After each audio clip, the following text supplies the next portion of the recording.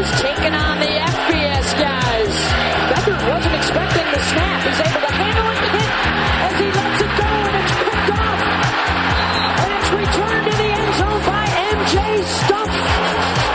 And a pick six for the Bison D on the goal line. 9th play of the drive for the Bison. Frazier, touchdown, North Dakota State. Way fake, the toss, the touchdown, North Dakota State. Chase Morlock. Long snapper James Fisher. Holder Cole Davis. Sophomore kicker Cam Peterson. For one of the biggest upsets in FCS and FBS history. 37 yards. Kick is on its way. And it is good. As time expires. Wow. Cam Peterson, the game winner for the Bison as they come to Iowa City and shock the Hawkeyes.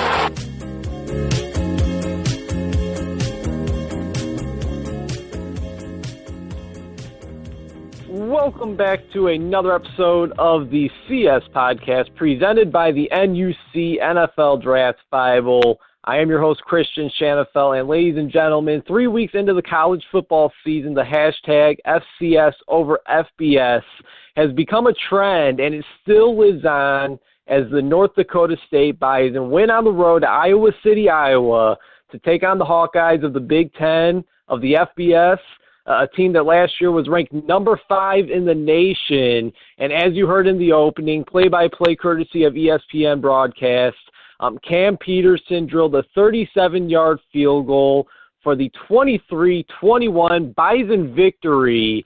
And joining the show now is somebody who was a part of 4 of the Bison's 5 consecutive FCS national championships, Christian Dudzik, who is now on the media side of things, co-hosting Bison Game Day and Bison Hotline on 107.9 The Fox in Fargo, North Dakota. And Christian, you wrote a fantastic piece on Medium.com. People can find it on your Twitter timeline as well, at CDUD, CEEDUD. It's also on my timeline as well. I gave it a retweet. Tell our listeners how big of a win this was for the Bison and why you believe it may be the greatest victory in program history. Well, Christian, I'm glad to be on. As far as this being the biggest victory in NDSU history, I think you have to look back at their FBS victories in the past, and, they played up to this point. I think Kansas State was probably the biggest just because of the history of that program, Bill Snyder, everything that goes along with that, the Big 12. And so that was huge in 2013. And this one's obviously bigger because Iowa was 13th ranked in the country, coming off a Rose Bowl bid, although they didn't play well against Sanford in the previous season. It just seemed like everything was stacked against NDSU in the fact that they had 2 overtime victories against top-quality FCS opponents within the past 3 weeks. And Iowa really hadn't played anybody that was too formidable. I mean, FBS opponents, but who's kidding who? Iowa State is not going to be very good this year. And Miami of Ohio lost to Illinois State, I believe. Am I right on that? Eastern Illinois. Eastern Illinois. Yeah. Eastern Illinois. So, there were so many things stacked up against NDSU in this game, and, I feel kind of bad because, there were some things that I kind of doubted about this team in the fact that they were playing against a really good opponent and that they might be tired for this game. But, they really pulled through and absolutely dominated the second half. Yeah, absolutely. And the second half, fourth quarter was huge for the Bison. Again, the game was in Iowa, Christian, but what was Fargo like following the win? I mean, did it compare at all to a feeling that the fans have felt over the last 5 years in January after a national title victory? I mean, what was, again, a huge victory over a very well-respected, ranked opponent in the Iowa Hawkeyes. Did the feeling after the victory compare at all to any of the national title victories? Yeah, I mean, I would say it's pretty similar. Not quite national championship. I mean, those are parties unlike any other. But similar to their past FBS victories, and because I was with the players after the game when they got back to Fargo, and they were obviously on cloud nine, and it was a big celebration in downtown Fargo. That's awesome. Now, obviously, both quarterbacks in this game, Easton Stick and C.J. Beathard, I thought they both actually played pretty well. A couple of mistakes for each of them, but overall, I thought they looked good. But how about the running game, Christian? I mean, the Bison ran for a total of 239 yards on this Hawkeyes defense. And as for Iowa's rushing attack, who ran for over 200 yards in the first two games of the season, they were only able to rack up a total of 34 yards. A two-part question for you, Christian. First, what do you believe is the biggest reason NDSU was able to have so much success on the ground? And secondly, on the defensive side of the ball, what allowed the Bison to stuff the Hawkeyes running game the way in which they did? Well, offensively, to be frank, I was a little surprised that they had so much success, especially in the second half on the ground. It seemed like Iowa might have been a little too talented for somewhat of an inexperienced offensive line in NDSU. But I think the thing that was a key for NDSU was their conditioning. I mean, they really wore down Iowa in the second half. I heard some reports that some of Iowa's players were puking on the sideline. And they controlled the ball for 11 minutes in that fourth quarter, and I think that was the major key to pulling that one out on offense and dominating that fourth quarter. Defensively, it's hard to say. I mean, because the defensive backfield struggled a little bit the past two games, but they have gotten better and better each week. So I think they shored up some communication problems. And they really had an excellent pass rush. And Greg Menard, that star defensive end, preseason All-American for NDSU, they really got a lot of pressure. And, they just have an excellent linebacking core. And I think that was really the reason that, they bottled up the rushing attack from Iowa. Entering this game, I mean, it's something that you already touched on, Christian. North Dakota State was coming off of not one but two overtime victories in the Fargo Dome over some top FCS opponents in Charleston Southern and Eastern Washington. Heading into this Week 3 matchup, based on what you had already seen out of the team in the previous two games, how confident were you in the Bison that they were able to go on the road and defeat this Iowa team for their sixth straight FBS victory? Because although they have such a rich recent history winning the 5 FCS national championships, and obviously they solidified themselves as the most feared team in the FCS, it seemed as if everybody not in Fargo, North Dakota, counted them out this past week. Well, absolutely. And, I mean, that is really a narrative that seems to be retold every season, especially those FBS games. It just really doesn't matter to this team. I mean, they prepare all offseason knowing full well that they're playing an extremely talented Iowa team.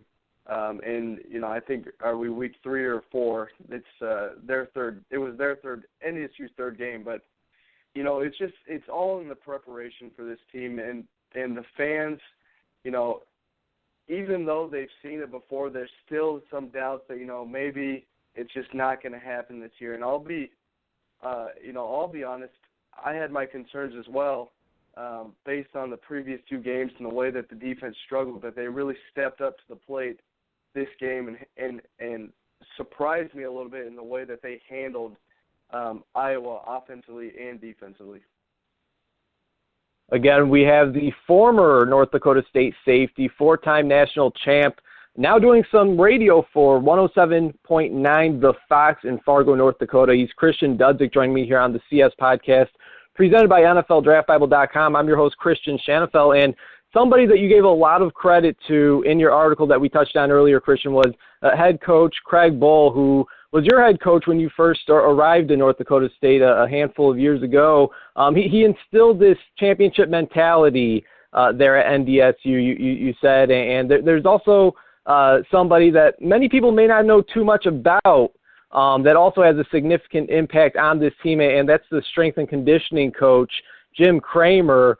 You've seen down the stretch when plays needed to be when plays needed to be made, especially in the fourth quarter. The Bison were able to drive the ball down the field. Iowa wasn't able to say the same, and maybe they were gassed come the fourth quarter when North Dakota State outgained the Hawkeyes 129 yards to -9. I absolutely love that. Is it safe to call Jim Kramer, the strength and conditioning coach over there at NDSU, is it safe to call him an unsung hero in this team's success over the years?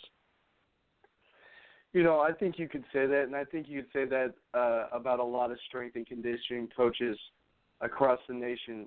You know, with NDSU's recent success, I guess you could say in the past 6 seasons, Coach Kramer's gained a little more notoriety in the community among the Bison faithful, and people have come to know that the reason that NDSU has been so successful is because of their off-season training and the mentality that they instill in the players. I mean, you know, I train athletes now, you know, for their different sports. I trained a lot of football players during the summer, and I got the opportunity to take a lot of them to one of NDSU's conditioning. Actually, I took them to a few of them on Fridays because it's the hardest day of the week in July, and you know they call it Finish Friday.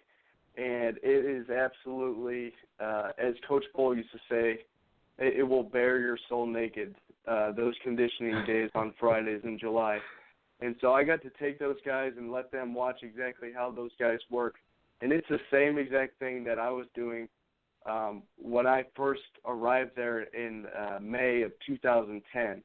So they've continued to do the same things year after year in the summer, and their guys finish in the fourth quarter unlike anybody else, and I think that's for the most part, what's led to 5 consecutive national championships.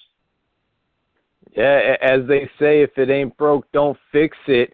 Now talk about this next man up mentality that you guys also seem to have there in Fargo, Christian. I mean, there has been some big pieces that have had to be replaced over the past few years. To name a few, Marcus Williams, Kyle Emanuel, and yourself on defense.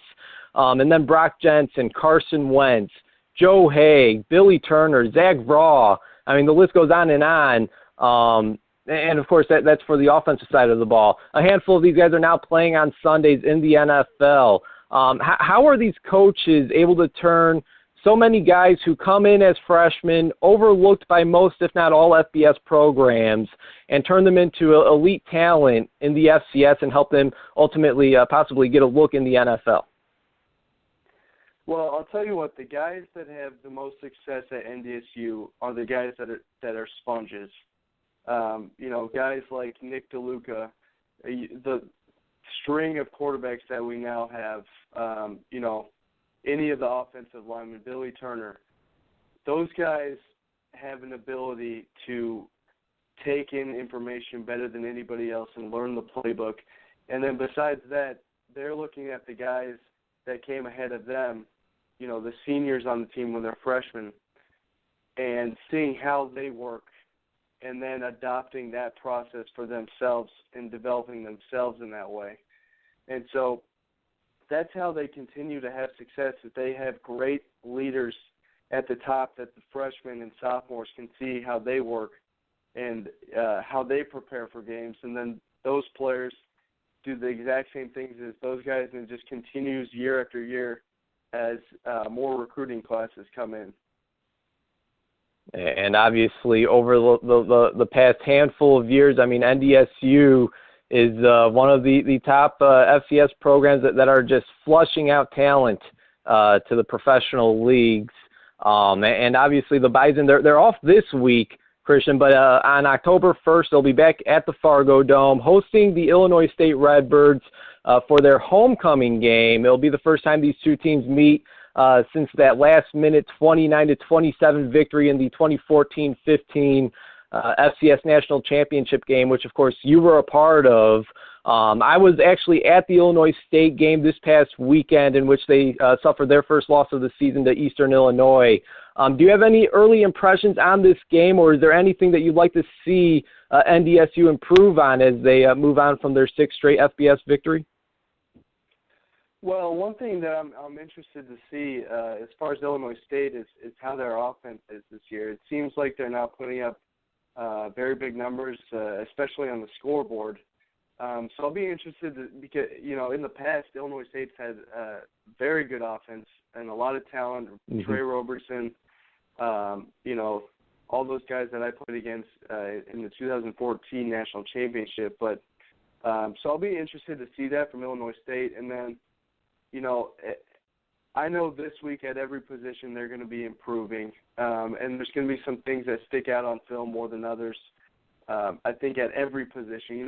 Watching the game, I didn't see anything that really, stuck out to me that was something that they really need to improve on, besides probably being on the same page in the secondary, which is something that they continue to work on.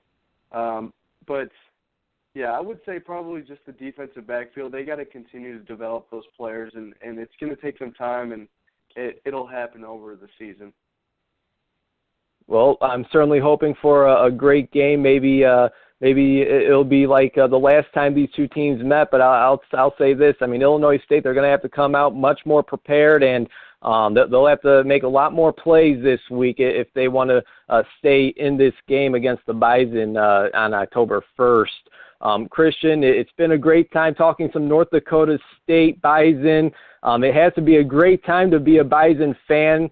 That's absolutely for sure. We really appreciate you shedding your brilliant insight. Obviously, somebody who has been there, done that, suited up for the Bison, and now you're doing some work on the media side of things. Absolutely love it. Anything else for us before I let you go? No, I just appreciate you having me on again. I think the last time I talked to you was my senior season, so it's good to talk to you again. Yeah, it's been a while. If I recall correctly, it was actually the same year you guys, your senior year, same year, you guys beat Iowa State, and it was actually a couple weeks after that. It was about a day or two after your guys' victory over Weber State, I believe.